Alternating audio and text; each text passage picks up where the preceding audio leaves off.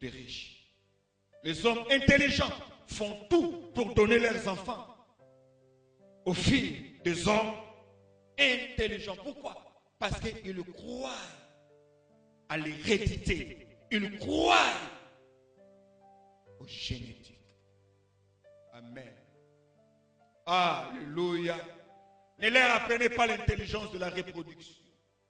Ainsi, un homme qui épouse une femme ne doit pas seulement embellir le visage, la coiffure de cette femme, mais doit aussi travailler de manière à élever le niveau de cette femme. Et une femme qui épouse un homme doit aussi s'investir à élever le niveau de cet homme. Pourquoi? Parce que vos enfants vous ressembleront vous deux. Dis à 3 personnes, c'est la vérité. Comme on dit à 3 personnes, c'est la vérité. 4e chose, sur le mariage, se marier à quelqu'un, c'est entrer dans sa vie. C'est entrer dans sa vie. C'est partager sa vision. C'est aussi livrer ce combat. My God.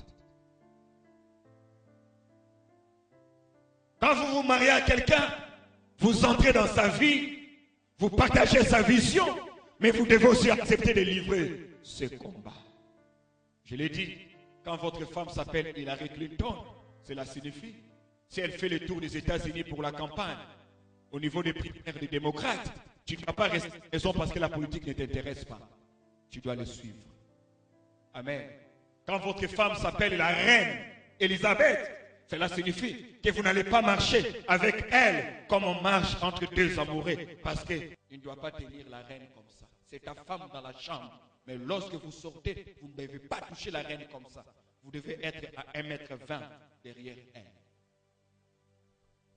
Moi, c'est Nayo. Yeliboso, mais yo, Nassima. Pourquoi? Parce que tu as accepté d'épouser un qui était destiné à la couronne. Quelqu'un qui était destiné à la royauté. Et ce n'est pas à cause du mariage que cette femme qui est née pour être reine doit mourir comme étant une femme vulgaire par amour ou par mariage. Ne laissez pas votre mariage nuire à votre appel. Ne laissez pas votre mariage empêcher Dieu de faire de vous des personnes que vous êtes censés devenir. Si vous le voulez, dites très fort Amen. C'est aussi l'image de Moïse que Dieu appelle, et alors que Moïse est en route pour aller en Égypte, libérer le peuple d'Israël, la Bible déclare qu'un ange de l'Éternel apparut devant Moïse et il voulut mettre fin à la vie de Moïse. La femme de Moïse, Séphora, voyant que Moïse était sur le point de mourir parce que l'ange voulait le tuer, la femme a coupé le prépuce de l'enfant. La femme a circoncis l'enfant de Moïse. Et écoutez ce que la femme va dire à Moïse: tu es pour moi un époux de sang. Tu es pour moi un mari de sang. Mes amis, si votre foyer commence à atteindre cette dimension, vous êtes bénis. Ah, je dis vous êtes bénis. Où ta femme peut lire des choses, pas pour elle, mais pour accompagner ta vision. Où ton mari peut aller en voyage, non pas parce qu'il veut trouver quelque chose, mais parce qu'il veut accompagner ta vision. Alors vous êtes bénis. Lève ta main droite, tu dis c'est ça mon mariage. Comme on dit très fort, alléluia. Comme on dit très fort, alléluia. Acclame le Seigneur.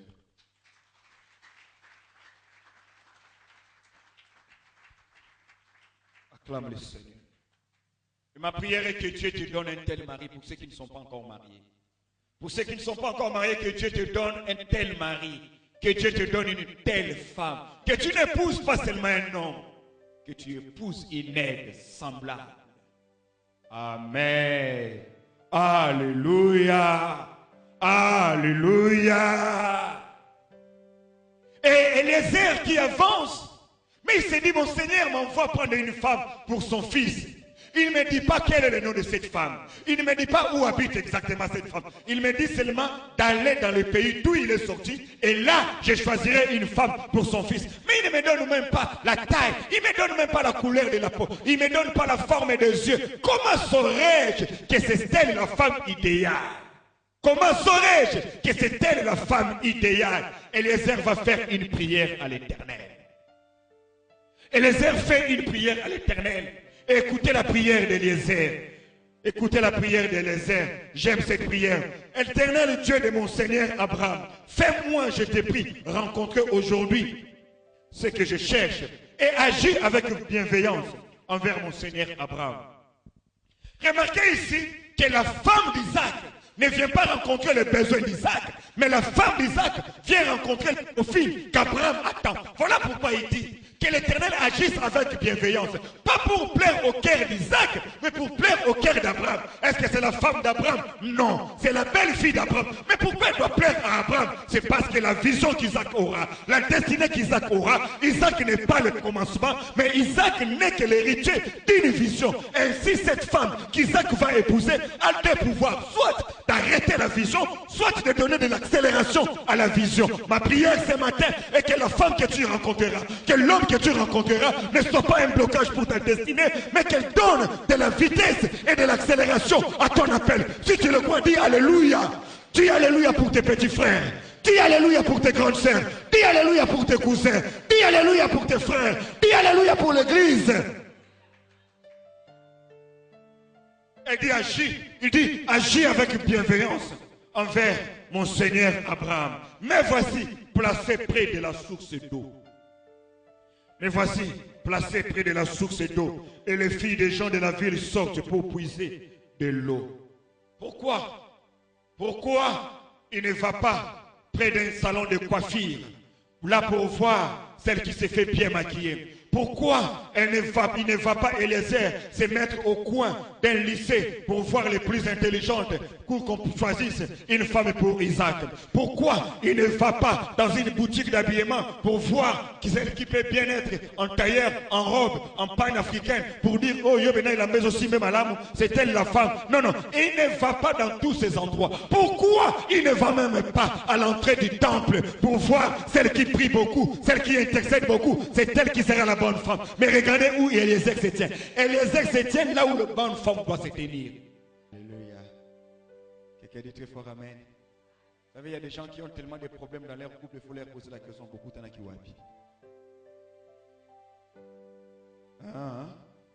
L'endroit où on se rencontre détermine aussi quel type de foyer on aura. Si c'est dans une boîte unique qu'on s'est rencontré, et bien dans cette maison, vous pourrez dormir affamé, mais il ne manquera jamais d'alcool et du vin. Pourquoi ils se sont rencontrés dans un bar? À manger, il n'y en a pas. Dans une boîte de nuit, il n'y a pas à manger. On ne sert pas à manger. Je n'ai jamais été dans une boîte de nuit. Mais j'apprends au moins que là-bas, sauceuse à la ratée, il paraît. Il y a quelqu'un qui a passé cette nuit là-bas, qui a passé une nuit à la boîte de nuit. Quelqu'un qui se sait, les gens qui se sont rencontrés dans une boîte de nuit, là-bas, c'est la danse. Voyez, dans une maison, vous entrez, il n'y a même pas un salon, il y a de l'espace. Vous croyez qu'ils sont pauvres? Non, ils ne sont pas pauvres. Ils veulent juste réitérer l'image de l'endroit où ils se sont rencontrés. Alléluia. Alléluia. Élézer se tient près de la source d'eau. Pourquoi? Parce que les filles de la ville sortent pour aller dans la source, à la source, puiser de l'eau, pas pour elles-mêmes. Pas pour elles-mêmes. Elles viennent à la source pour les autres. Les autres qui? Ceux qui sont restés à la maison. Sont des femmes dévouées au service. Et pour Isaac, il faut une femme qui a le fardeau des autres. Pourquoi? Parce que Isaac est l'image de celui qui porte la croix et le fardeau des autres. On ne sera pas un couple béni si l'homme a le fardeau pour les autres et la femme est égocentrique. Il y aura tout le temps de conflits dans cette maison. C'est comme ça qu'il y a des hommes qui donnent aux autres en cachette.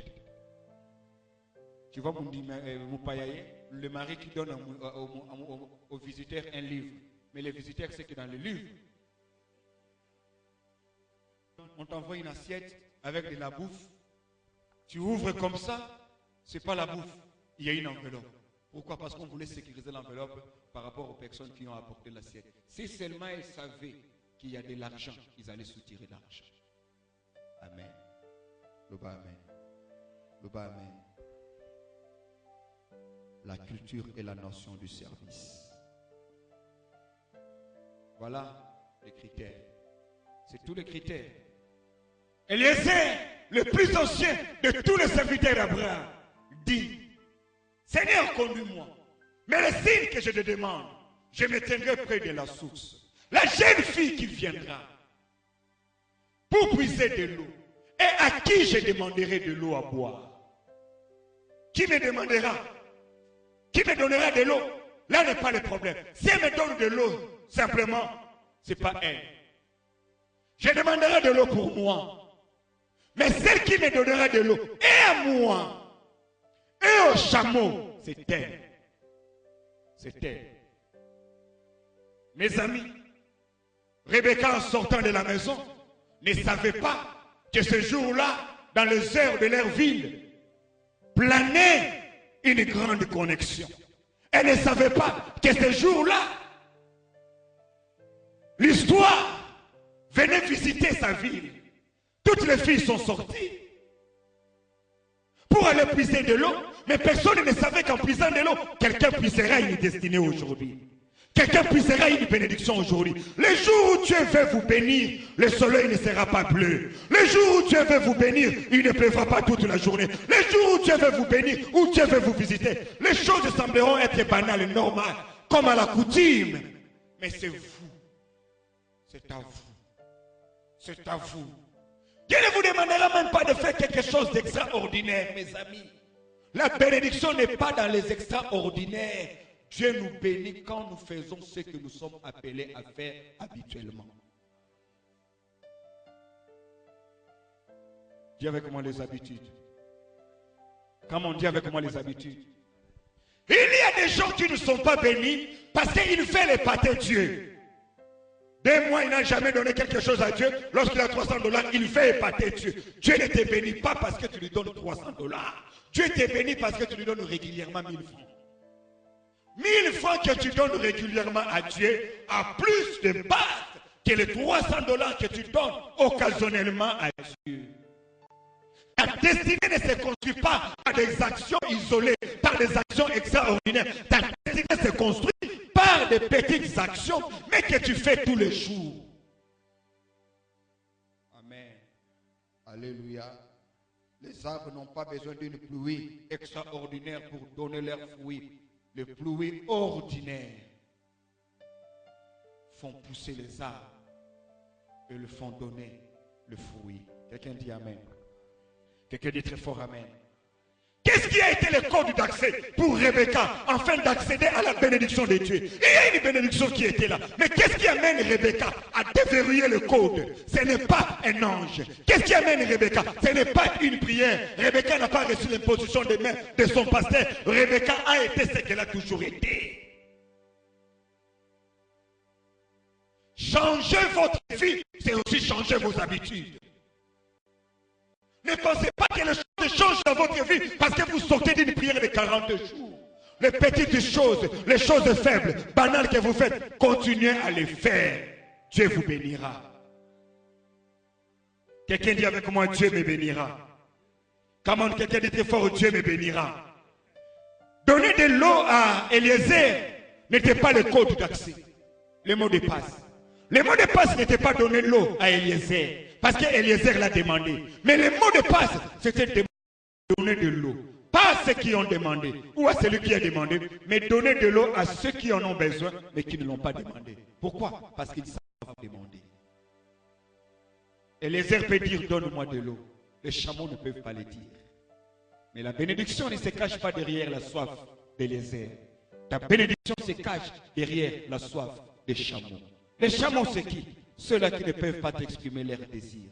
Ceux-là qui ne peuvent pas te parler à tes oreilles, mais qui peuvent toucher ton sensibilité, qui peuvent toucher ton sens d'humanisme, qui peuvent toucher ta générosité. Il n'a pas besoin que le malheureux que tu rencontres en route te soulève la chemise et te faire voir combien il a maigri. Est-ce que vous êtes sensible?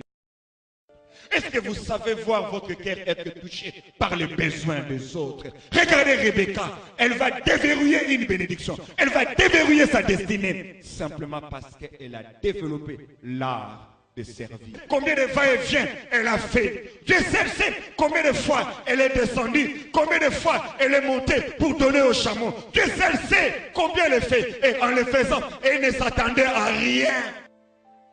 On a des gens qui aiment Dieu, mais qui n'aiment pas les hommes. On a des gens aujourd'hui qui sont très sensibles à l'onction. Je sens la présence de Dieu ici. Waouh! Est-ce que vous sentez ce que je sens? Je sens que Dieu est ici. Chante, j'ai la chair de poule.